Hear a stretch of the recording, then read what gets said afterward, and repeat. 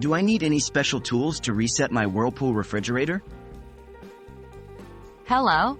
In this video, we're going to discuss how to reset your Whirlpool refrigerator. Don't worry, it's a straightforward process and you typically won't need any special tools.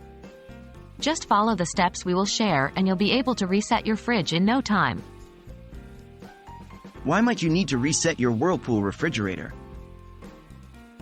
Sometimes, your Whirlpool refrigerator might encounter issues, such as not cooling properly, the ice maker not working, or the fridge's computer acting strangely. In these cases, a simple reset can help to clear any minor electronic glitches and restore your fridge to proper working order. What tools do you need? No special tools are typically required to reset a Whirlpool refrigerator. In most cases, you just need access to the fridge's power supply or control panel. However, please always refer to your specific model's user manual as some models may differ. How do you reset your Whirlpool refrigerator? To reset most Whirlpool refrigerators, follow these steps. 1.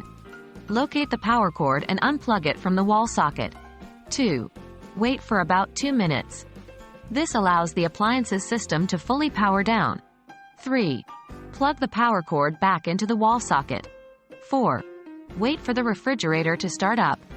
Remember, if your refrigerator has a specific reset button or procedure, refer to your user manual for model-specific instructions. What if resetting doesn't work? If you've tried resetting your Whirlpool refrigerator and it still isn't working properly, it might indicate a more serious problem. You might need to contact a qualified technician or Whirlpool's customer service to diagnose the issue. Resetting your Whirlpool refrigerator is a simple process that often doesn't require any special tools.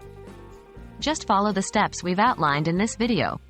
Remember, if resetting doesn't work, it might be time to consult a professional. We hope this guide has been helpful. Thanks for watching.